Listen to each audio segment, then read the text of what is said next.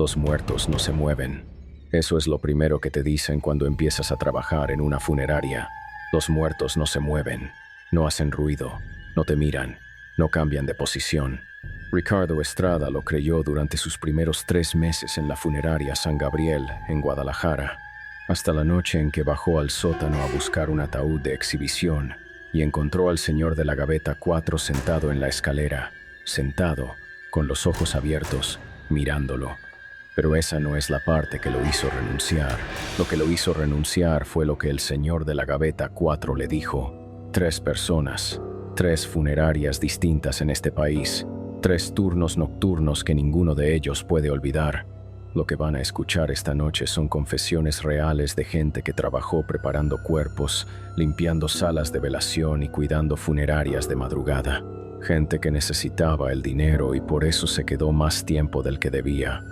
Antes de continuar, suscríbete al canal y activa la campana. Si has trabajado en una funeraria, en una morgue, o conoces a alguien que lo haya hecho, déjanos tu historia en los comentarios. Tu experiencia podría ser el próximo episodio de esta serie. Ahora sí, empecemos con Ricardo.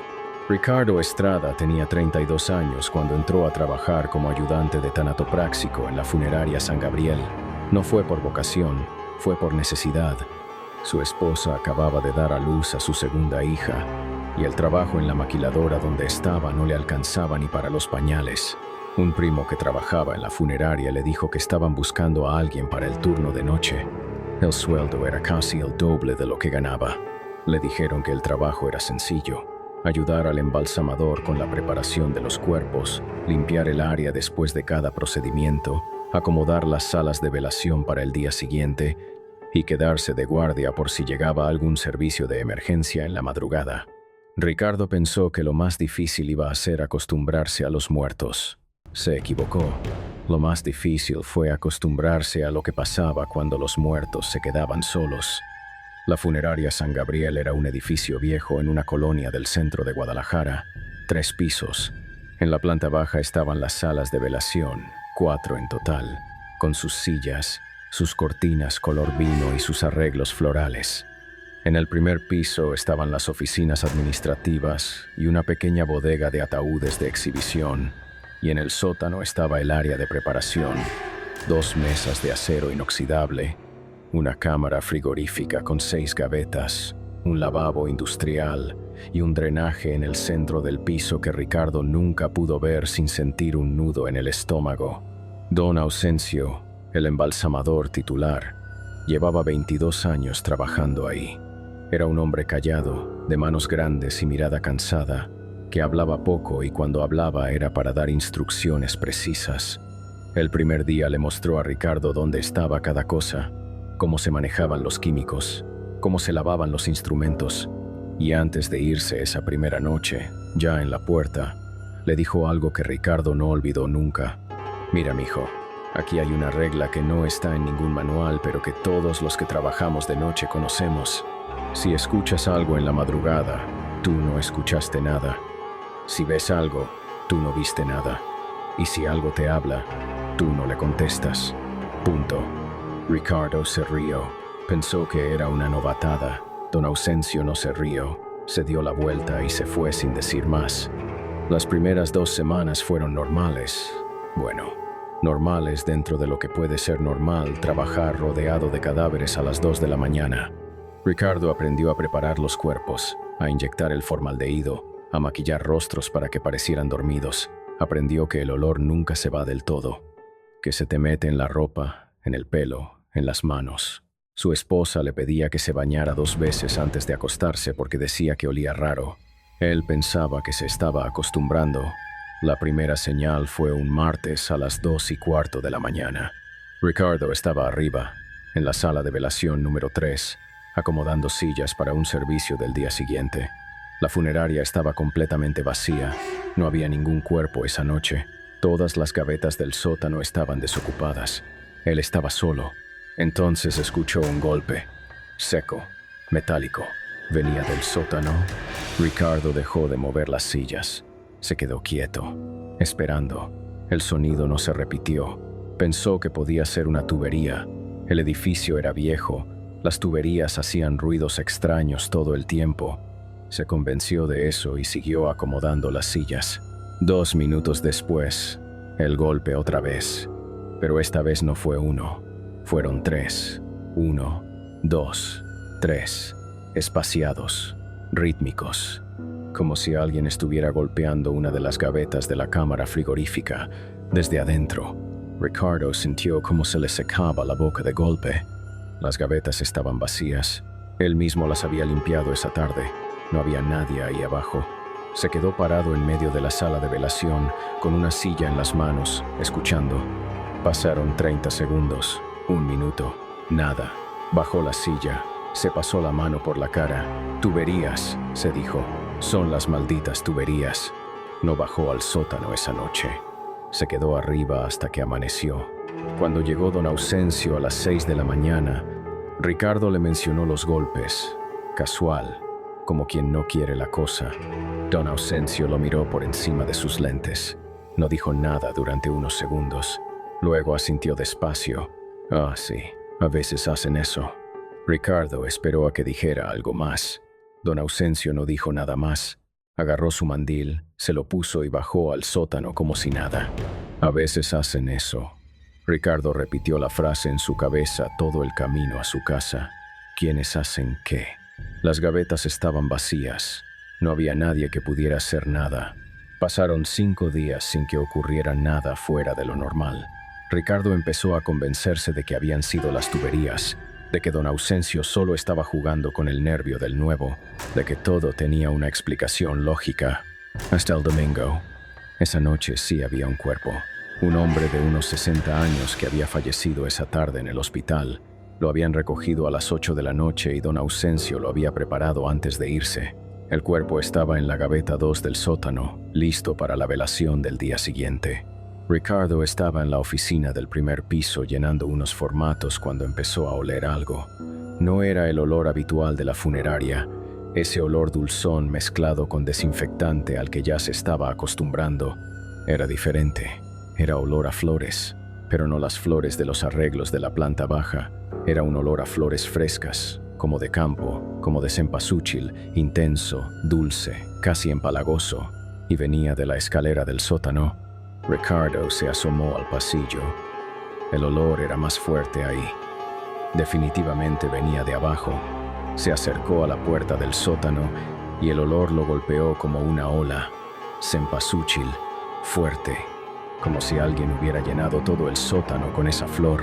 Pero era marzo, no era temporada de cempasúchil, y abajo no había flores de ningún tipo, solo las mesas de acero, los instrumentos y un muerto en la gaveta 2. Ricardo bajó los primeros 3 escalones. El foco del sótano estaba apagado. Solo entraba la luz del pasillo de arriba, creando un rectángulo amarillo en el piso de loseta. El olor era tan denso ahora que casi podía saborearlo. Estiró la mano hacia el apagador que estaba en la pared a su derecha. Y entonces lo escuchó. Un suspiro, largo, profundo, como cuando alguien que ha estado conteniendo la respiración por mucho tiempo finalmente suelta el aire. Venía de la gaveta 2. Ricardo no prendió la luz, no bajó el resto de la escalera, no se movió. Se quedó ahí parado con la mano estirada hacia el apagador, sintiendo cómo cada vello de su cuerpo se erizaba al mismo tiempo. El corazón le latía tan fuerte que podía sentirlo en la garganta. Los muertos no suspiran. Los muertos no respiran. Don Ausencio había preparado ese cuerpo, le había drenado la sangre, le había inyectado el formaldehído. Ese hombre estaba muerto, médicamente, químicamente, indiscutiblemente muerto, y sin embargo Ricardo acababa de escucharlo suspirar. Subió la escalera caminando hacia atrás, sin quitarle los ojos a la oscuridad del sótano. Cerró la puerta, puso una silla contra la puerta, y se fue a sentar a la sala de velación más alejada del sótano, la número 4, al fondo del pasillo. Ahí se quedó hasta las 6 de la mañana, sin moverse, con todas las luces prendidas, rezando un Padre Nuestro tras otro como le había enseñado su abuela. Cuando don Ausencio llegó, Ricardo le contó todo, esta vez no casual, esta vez con las manos temblándole y la voz quebrada. Don Ausencio lo escuchó sin interrumpirlo. Cuando terminó, El viejo embalsamador se sentó en una de las sillas de la sala de velación y se talló los ojos. Mira, Ricardo, yo llevo 22 años aquí. Antes de esta funeraria trabajé en otra en León. Y antes de esa ayudaba a mi tío que era sepulturero en un panteón de Aguascalientes. Llevo toda mi vida entre muertos. Y te voy a decir algo que no le digo a todos los que entran nuevos porque la mayoría no dura ni un mes. Los muertos sí hacen cosas. No todos, no siempre. Pero hay algunos que no se van tranquilos. Y cuando eso pasa, este lugar se siente diferente. Tú ya lo sentiste. Ese olor a cempasúchil que no debería estar ahí. Eso es una señal. Alguien está tratando de decir algo. O alguien vino a recoger al que se fue. Le dijo que había reglas. Reglas que no venían en ningún libro de tanatología, pero que todo el personal de funerarias que llevaba años en el giro conocía. Nunca silbar dentro del edificio después de las 10 de la noche. Nunca dejar un espejo descubierto en la sala donde hay un cuerpo de noche. Si sientes que alguien te observa, no voltees de golpe, voltea despacio. Y si un muerto te habla. Ricardo preguntó como que si un muerto le habla. Quiso que sonara como pregunta incrédula, pero le salió como pregunta aterrorizada. Don Ausencio no le contestó directamente. Solo dijo, si pasa, tú ya vas a saber qué hacer. Y le dio una palmada en el hombro y bajó al sótano a revisar al difunto como si estuvieran hablando del clima. Ahora hay algo que deben saber de lo que pasó después. Algo que Ricardo no contó la primera vez que compartió esta historia. Algo que le costó años poder decir en voz alta. Porque lo que sigue es la razón por la que Ricardo Estrada ya no trabaja en funerarias. La razón por la que cambió de profesión, de ciudad y, según él mismo dice, de forma de ver el mundo. Pero eso lo vamos a contar en unos minutos. Primero, vamos con Silvia. Porque lo que le pasó a ella en la funeraria de Puebla es la prueba de que no importa cuántas veces te digan que los muertos no hacen nada. Cuando te toca verlo con tus propios ojos, las explicaciones racionales dejan de servir. Silvia Hernández tenía 45 años y llevaba 6 meses trabajando como personal de limpieza en la funeraria Paz Eterna en la ciudad de Puebla. Era madre soltera de 3 hijos. El mayor estaba en la prepa, la de en medio en secundaria y el más chico en primaria. Los 3 dependían de ella. Silvia trabajaba en la mañana limpiando casas en la colonia La Paz y en la noche hacía el aseo de la funeraria. 2 turnos, todos los días, 6 días a la semana. El cuerpo le dolía todo el tiempo, pero las cuentas no se pagan con descanso. La funeraria Paz Eterna era más moderna que la San Gabriel de Ricardo. Un edificio de 2 pisos, pintado de blanco, con pisos de mármol y música instrumental que sonaba bajito por las bocinas del techo durante las velaciones. Silvia entraba a las 10 de la noche, cuando cerraban el último servicio, y se quedaba hasta las 5 de la mañana dejando todo impecable para el día siguiente. El trabajo no le daba miedo. Silvia era una mujer práctica. Decía que los muertos son los que menos problemas dan. Son los vivos los que ensucian, los que rompen cosas, los que dejan los baños hechos un desastre después de una velación. Los muertos nada más están ahí, quietecitos. Eso decía. La funeraria tenía 6 salas de velación en la planta baja y 2 salas privadas en el primer piso. Las de arriba eran para servicios más caros, con sillones de piel y arreglos florales importados. Silvia empezaba siempre por arriba y terminaba abajo. Era su rutina, nunca variaba. La sala privada número 2 del primer piso era la que todo el personal evitaba. No porque fuera difícil de limpiar, sino porque ahí siempre hacía frío. Un frío que no tenía sentido. El aire acondicionado de esa sala estaba descompuesto desde hacía meses y nadie lo reparaba porque, según el administrador, los deudos nunca se quejaban del frío, pero los empleados sí. El frío de esa sala no era el frío del aire acondicionado, era un frío húmedo, pesado, que te calaba los huesos y que se sentía más fuerte entre más tiempo pasabas adentro, como si la temperatura bajara específicamente alrededor de ti. Silvia limpiaba esa sala rápido. Entraba, trapeaba, sacudía, acomodaba las sillas y salía. 10 minutos máximo. No se quedaba ni un segundo más de lo necesario. Una noche de noviembre, Silvia estaba trapeando la sala 2. No había ningún servicio programado para el día siguiente en esa sala, así que estaba vacía. sin ataúd, sin flores, sin nada. Solo las sillas, el pedestal vacío donde se pone el féretro y un crucifijo grande en la pared del fondo. Estaba dándole la espalda a la puerta cuando sintió algo. No lo escuchó, no lo vio, lo sintió. Como cuando alguien entra a un cuarto y tú sabes que está ahí aunque no lo hayas oído entrar. Esa sensación de que el aire cambia, de que ya no estás solo. Sylvia dejó de trapear, se enderezó despacio. El frío de la sala, que de por sí era intenso, se volvió insoportable en un instante. Podía ver su propio aliento, en noviembre. Dentro de un edificio cerrado, se dio la vuelta. No había nadie en la puerta. El pasillo detrás estaba vacío. Las luces del corredor parpadeaban levemente como siempre lo hacían. Todo normal. Pero la sensación no se fue. De hecho, se intensificó. Era como si lo que estaba en la sala no hubiera entrado por la puerta, como si ya hubiera estado ahí antes que ella, esperando. Sylvia miró hacia las sillas, todas vacías. Miró hacia el pedestal vacío, nada. Miró hacia el crucifijo. El crucifijo estaba al revés. Sylvia parpadeó. Se talló los ojos con el dorso de la mano. Miró otra vez. El crucifijo, que había estado colgado normalmente cuando ella entró a la sala hacía 5 minutos, ahora estaba volteado. La cruz invertida. El Cristo cabeza abajo. No se cayó y quedó así. No se resbaló del clavo. El crucifijo estaba firmemente colgado en la pared, exactamente en el mismo lugar, pero al revés. Como si alguien lo hubiera descolgado, volteado y vuelto a colgar con cuidado. Mientras ella estaba ahí, de espaldas, a 3 metros, Sylvia soltó el trapeador. Le temblaban las manos. El frío era tan intenso ahora que sentía los dedos entumidos. Y entonces, justo cuando iba a darse la vuelta para salir de la sala, escuchó algo que le heló la sangre más que cualquier frío.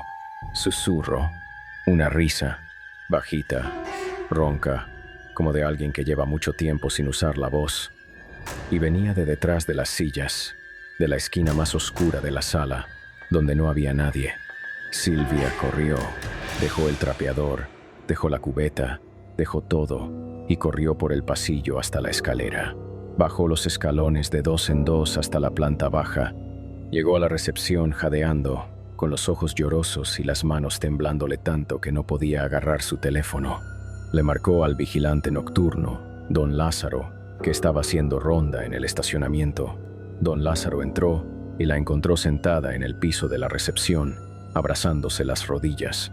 Cuando le contó lo del crucifijo, don Lázaro no se sorprendió. No le dijo que estaba loca, no le dijo que eran imaginaciones. Le dijo algo peor. Le dijo, ya empezó otra vez. Sylvia preguntó qué quería decir con otra vez. Don Lázaro la miró con una expresión que estaba entre la lástima y el cansancio. Mire, señora Sylvia, la sala 2 siempre ha sido así. Desde antes de que usted llegara, desde antes de que yo llegara, el crucifijo se voltea solo cada cierto tiempo. La otra chica de limpieza, la que estaba antes que usted, se fue por eso, y la de antes de ella también. Sylvia preguntó por qué no quitaban el crucifijo. Don Lázaro negó con la cabeza. Ya lo intentaron. Lo quitaron una vez, hace como 8 años. Esa semana se murió un empleado. Infarto, aquí adentro, en la sala 2. Lo volvieron a poner al día siguiente. Sylvia no renunció. No podía darse ese lujo, pero hizo algo que muchos trabajadores de funerarias hacen en México sin que nadie lo diga en voz alta. Al día siguiente fue con una señora en el mercado de la Victoria que le vendió un manojo de ruda, una veladora de San Miguel Arcángel y un frasco pequeño de agua bendita. A partir de esa noche, antes de entrar a la sala 2, Sylvia se persignaba 3 veces, rociaba agua bendita en las 4 esquinas del cuarto y murmuraba una oración que su abuela le había enseñado de niña. Y funcionó durante 3 meses. Pero lo que pasó después de esos 3 meses es algo que Sylvia todavía no puede contar sin que se le quiebre la voz. Y es algo que involucra a un cuerpo que llegó a la funeraria una noche de febrero. Un cuerpo que, según don Lázaro, nunca debieron haber aceptado. Eso se los cuento después de la historia de don Fermín. porque lo que le pasó al velador de la funeraria en Oaxaca es quizá lo más perturbador de las 3 historias que van a escuchar esta noche. Don Fermín Zárate tenía 61 años y llevaba 15 trabajando como velador nocturno en la funeraria La Esperanza, un negocio familiar en las afueras de la ciudad de Oaxaca. La funeraria era pequeña, una casona vieja adaptada que tenía 2 salas de velación, una oficina, un área de preparación y un patio trasero donde guardaban las carrozas. Don Fermín era viudo. Su esposa había muerto de cáncer hacía 12 años y desde entonces vivía solo en un cuartito que le prestaban los dueños de la funeraria, justamente al fondo del patio. Su vida era esa funeraria. Dormía de día, trabajaba de noche. Sus únicos compañeros eran un radio viejo que sintonizaba estaciones de boleros y un gato callejero que había adoptado al que llamaba el compadre. Don Fermín no le tenía miedo a la muerte. Decía que después de ver morir a su mujer lentamente durante 2 años, ya nada en este mundo podía asustarlo. Decía que los muertos eran mejor compañía que muchos vivos que había conocido. Decía que en 15 años de guardia nocturna nunca le había pasado nada raro. Mentía. Don Fermín mentía porque había aprendido que la gente no quiere escuchar la verdad sobre lo que pasa en las funerarias de noche. Los dueños no quieren porque espanta a los clientes. Los compañeros no quieren porque ya tienen suficiente con su propio miedo. Y la familia de los difuntos definitivamente no quiere saber que su ser querido, el que dejaron ahí dormidito en su ataúd rodeado de flores, hace cosas cuando todos se van. Pero Don Fermín sabía. Y lo que sabía lo había ido aprendiendo noche tras noche, año tras año, hasta formar un conocimiento que no existe en ningún libro, pero que todos los veladores de funerarias en México comparten sin decirlo. Sabía que hay noches en que los ataúdes crujen, no por la madera, no por la temperatura, crujen como si alguien adentro se estuviera acomodando. Sabía que a veces, cuando hacía su ronda a las 3 de la mañana y pasaba frente a una sala donde había un cuerpo en velación, las flores se marchitaban de un momento a otro. Frescas cuando pasaba la primera vez, secas y negras cuando pasaba 15 minutos después. Sabía que el compadre, el gato, nunca entraba a la funeraria después de las 12 de la noche.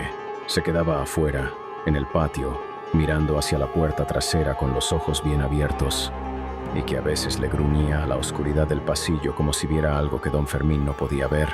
Sabía todo eso y lo aceptaba. Lo aceptaba como parte del trabajo, como el olor, como el frío, como la soledad. No le gustaba, pero lo aceptaba. Hasta la noche del 23 de octubre. Esa noche llegó un cuerpo especial, una mujer joven, de unos 28 años, que había fallecido en un accidente automovilístico en la carretera a Puerto Escondido. La familia era de un pueblo de la sierra y habían pedido que la velaran 2 noches completas antes del entierro porque venían parientes de lejos. Don Fermín preparó la sala 1 para la velación, acomodó las sillas, puso los arreglos florales, encendió las veladoras. La familia llegó a las 8 de la noche y se quedó hasta la medianoche. Lloraban, rezaban. Una señora mayor, que Don Fermín supuso era la madre, no se despegó del ataúd en ningún momento. Cuando se fueron, la madre fue la última en salir. Se detuvo en la puerta y volteó a ver a Don Fermín.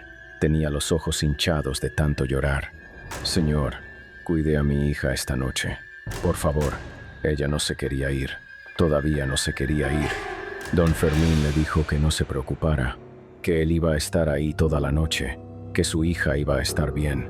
La señora asintió, se persignó mirando hacia el ataúd y se fue con los demás. Don Fermín cerró la funeraria, puso el candado en la puerta principal, revisó las ventanas, prendió su radio de boleros, se sirvió un café en su taza de peltre y empezó su ronda nocturna. A las 12:30 todo normal. La sala 1 estaba tranquila, las veladoras ardían parejo, las flores olían bien, el ataúd cerrado como lo habían dejado. A la 1:15, Don Fermín pasó otra vez. Todo igual, pero el compadre, que normalmente dormía en el patio, estaba sentado frente a la puerta de la sala 1, mirando hacia adentro, quieto, con las orejas hacia atrás. Don Fermín no le dio importancia. Acarició al gato y siguió su ronda. A las 2 de la mañana fue cuando empezó. Don Fermín estaba en su cuarto del patio tomándose el segundo café cuando escuchó el radio. No su radio. Su radio estaba ahí, a su lado, pasando una canción de Javier Solís. El otro radio, el de la recepción de la funeraria, el que estaba apagado desde las 10 de la noche, se encendió solo.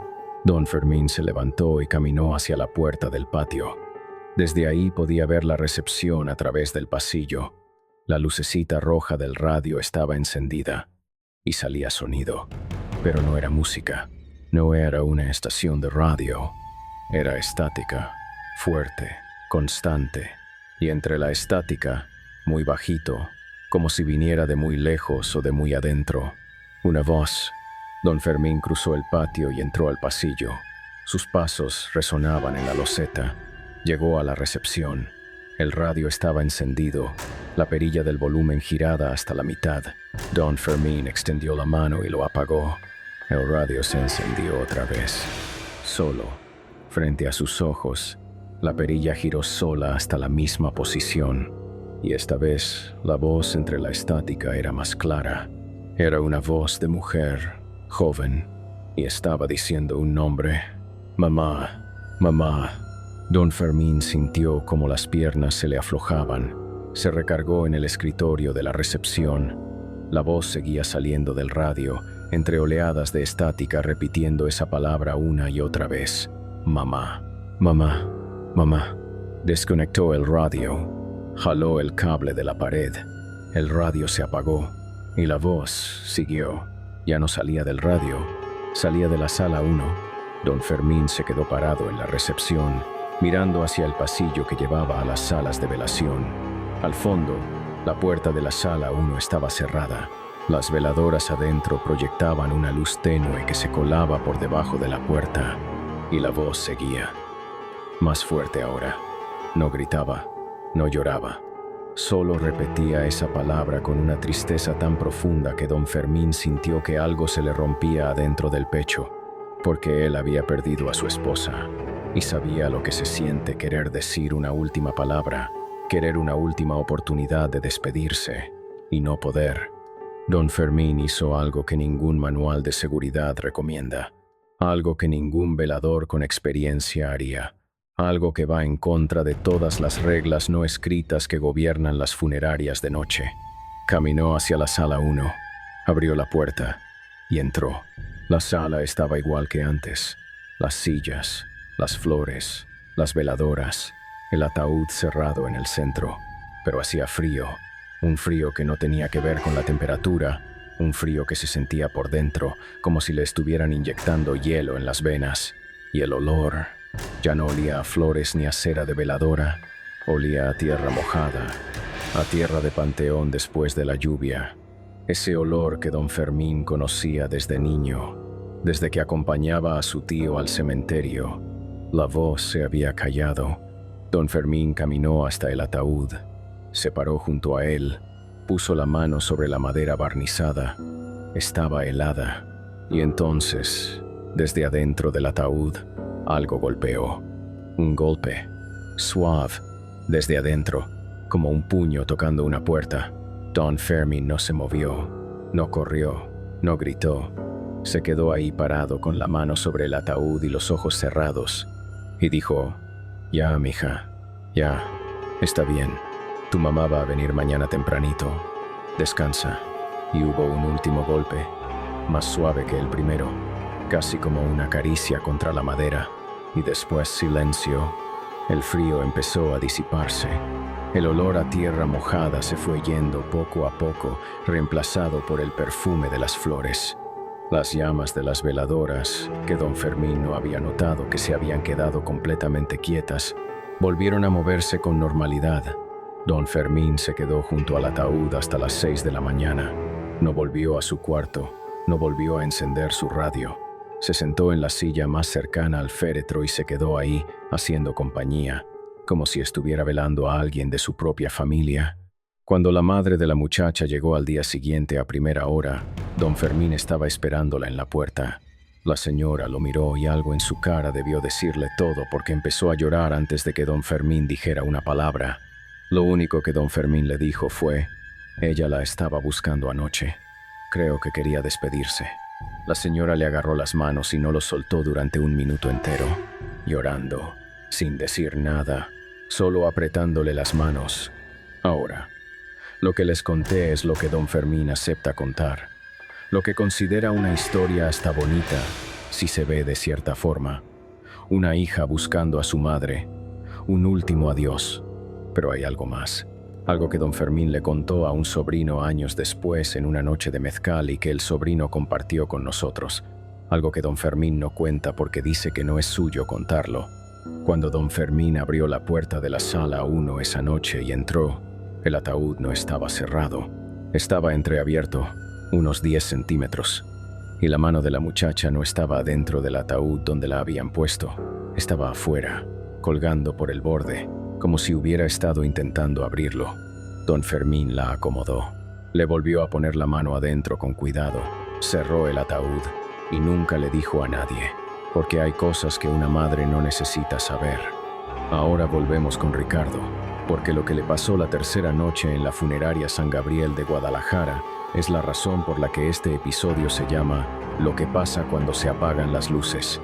Después de los golpes en la gaveta vacía y el suspiro del muerto en el sótano, Ricardo estuvo a punto de renunciar.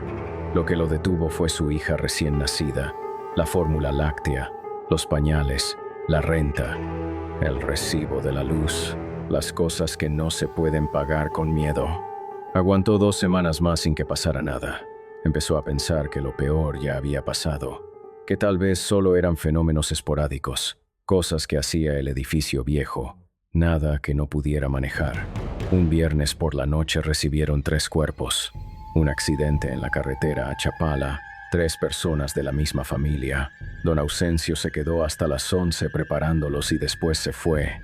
Le dijo a Ricardo que los 3 estaban en las gavetas 1, 2 y 3. Y antes de irse, le dijo algo que Ricardo no entendió en ese momento. Si las luces se apagan, no las prendas. Espérate, quédate quieto, y no bajes al sótano por ningún motivo. Ricardo preguntó por qué. Don Ausencio ya estaba saliendo por la puerta. Solo volteó y dijo, cuando son varios, se ponen inquietos. Es como si se hicieran compañía y se dieran valor. Tú nada más no bajes.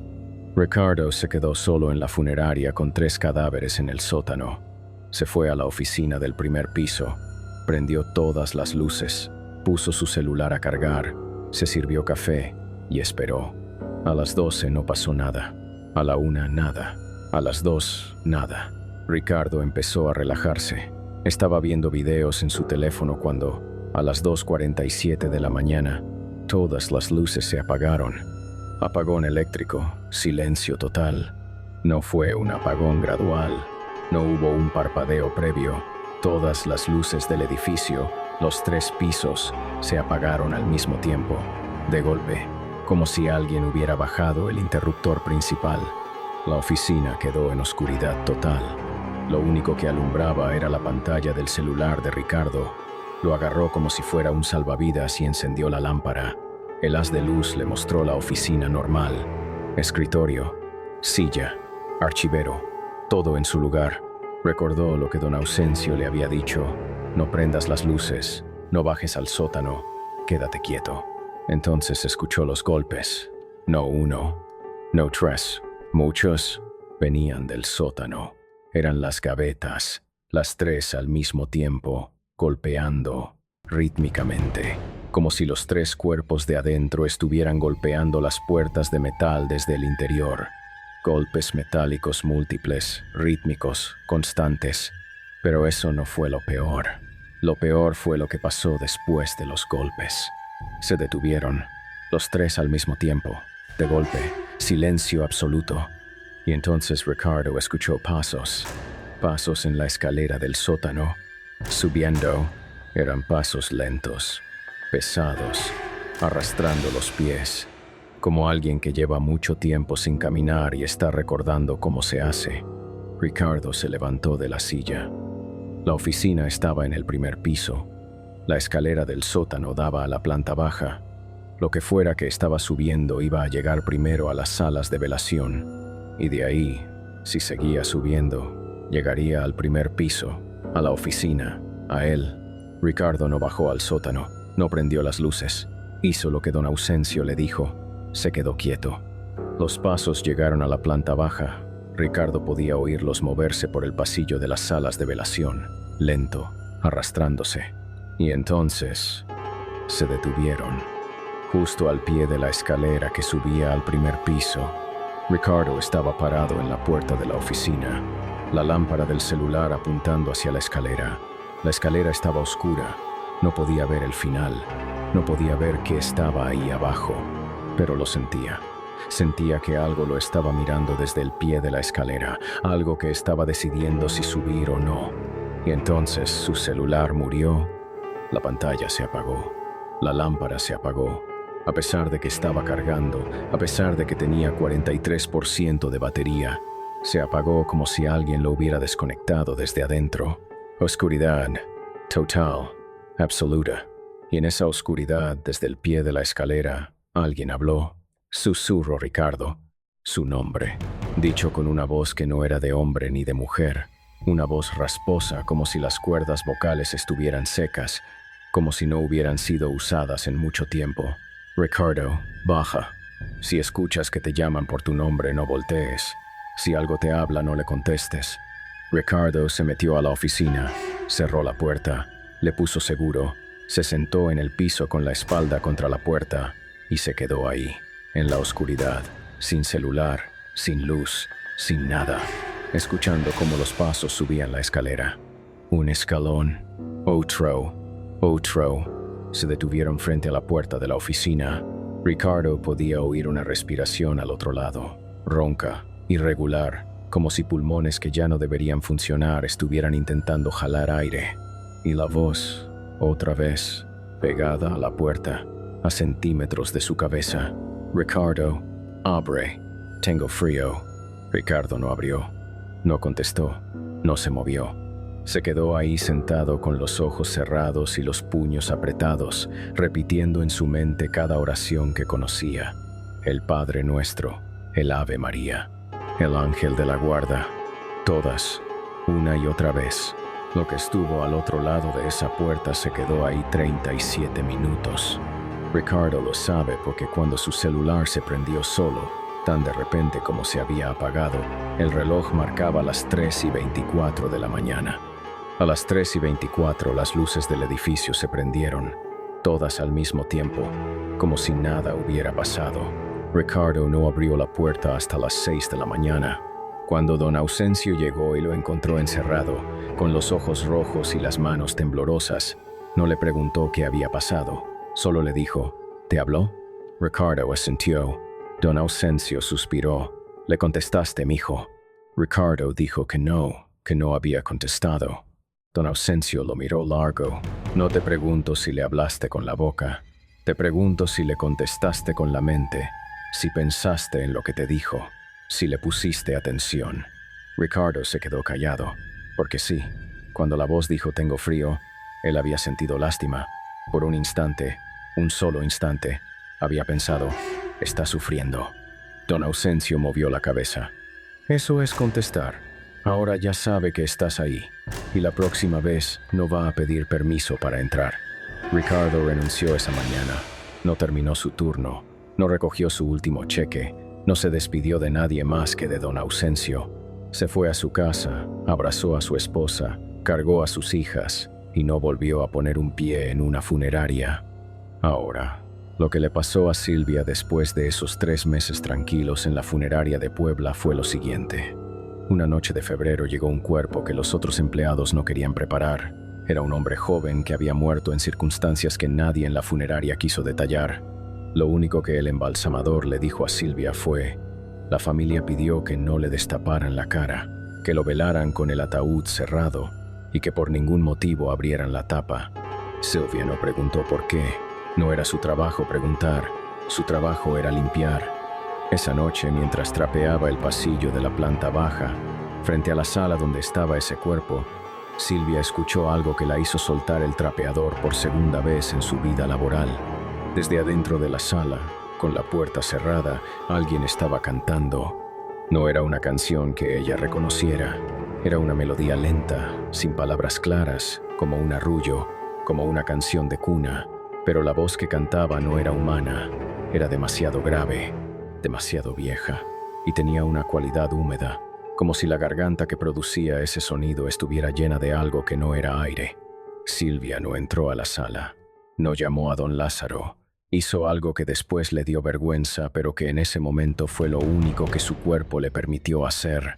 Se arrodilló en el pasillo, sacó su veladora de San Miguel de la cubeta de limpieza donde siempre la cargaba, la prendió y rezó, en voz alta, con la voz temblándole, hasta que la canción se detuvo. Al día siguiente la familia se llevó el cuerpo temprano, antes de lo programado. Silvia vio que la madre del difunto traía un rosario enredado en la mano y que el padre caminaba con la cabeza agachada sin mirar a nadie. Don Lázaro le dijo después que esa familia había pedido que nadie entrara solo a la sala mientras el cuerpo estuviera ahí, que el cura del pueblo de donde venían les había dicho que ese muchacho no había muerto en paz, que había cosas pendientes, cuentas sin saldar. Silvia preguntó qué tipo de cuentas. Don Lázaro solo dijo, de las que no se pagan con dinero. Silvia siguió trabajando en la funeraria un año más. Después consiguió empleo en un hospital y dejó el trabajo nocturno. Pero hasta el día de hoy, 6 años después, no puede oír una canción de cuna sin que se le erice la piel y duerme con una veladora de San Miguel encendida en su buró. Todas las noches, sin excepción. Ricardo, Silvia, Don Fermín, 3 personas, 3 funerarias distintas en 3 estados distintos de México. Ninguno se conocía, ninguno coordinó lo que iba a contar. Y sin embargo hay algo en lo que los 3 coinciden. No fue el miedo lo que más los marcó. Todos habían sentido miedo antes. El miedo pasa, se olvida, se racionaliza. Lo que no pudieron olvidar fue la tristeza. Eso es lo que nadie te dice sobre trabajar en una funeraria de noche. No es que los muertos te asusten, es que los muertos están tristes, y esa tristeza la sientes, se te mete por la piel, te pesa en el pecho, te sigue a tu casa. Ricardo dice que durante meses después de renunciar se despertaba a las 3 de la mañana sintiendo un frío que no venía de ningún lado, y que a veces, en ese momento entre el sueño y la vigilia, escuchaba una voz rasposa que le decía su nombre. Silvia dice que la sala 2 de la funeraria Paz Eterna sigue con el crucifijo que se voltea solo, le dijo una excompañera. La chica nueva de limpieza ya se acostumbró, lo voltea cada mañana sin decir nada, como parte de su rutina. Y don Fermín. Don Fermín sigue trabajando en la funeraria La Esperanza en Oaxaca, sigue haciendo sus rondas nocturnas, sigue escuchando cosas que no debería escuchar, pero ya no les tiene miedo. Dice que cuando entiendes que los muertos no quieren hacerte daño, que solo quieren que alguien sepa que todavía están ahí, el miedo se convierte en otra cosa, en algo que se parece mucho a la compasión. Aunque don Fermín también dice algo más, algo que dice muy bajito y solo cuando lleva varios mezcales encima. Dice que no todos los que se quedan en las funerarias de noche son los que llegaron en ataúd, que hay cosas en esos edificios que nunca fueron personas, que nunca estuvieron vivas, y que esas sí hay que temerles. Pero de eso, dice don Fermín, mejor no hablamos, mejor no. Si a ustedes les ha pasado algo que no pueden explicar en un velorio, en una funeraria, en un panteón, en cualquier lugar donde se lidia con la muerte como parte del trabajo, déjenlo en los comentarios. Lean lo que escriben los demás. Busquen a alguien que haya trabajado en el mismo lugar que ustedes. A veces los que más saben son los que menos hablan. Y si no quieren comentar, bueno, a veces es mejor dejar a los muertos en paz. El siguiente episodio de esta serie ya está listo. Lo que pasa dentro de las morgues y los servicios médicos forenses cuando se apagan las cámaras es algo que los forenses conocen muy bien y que ninguno quiere confirmar. Hasta entonces, cuídense. Y si trabajan de noche, no le contesten a lo que no pueden ver.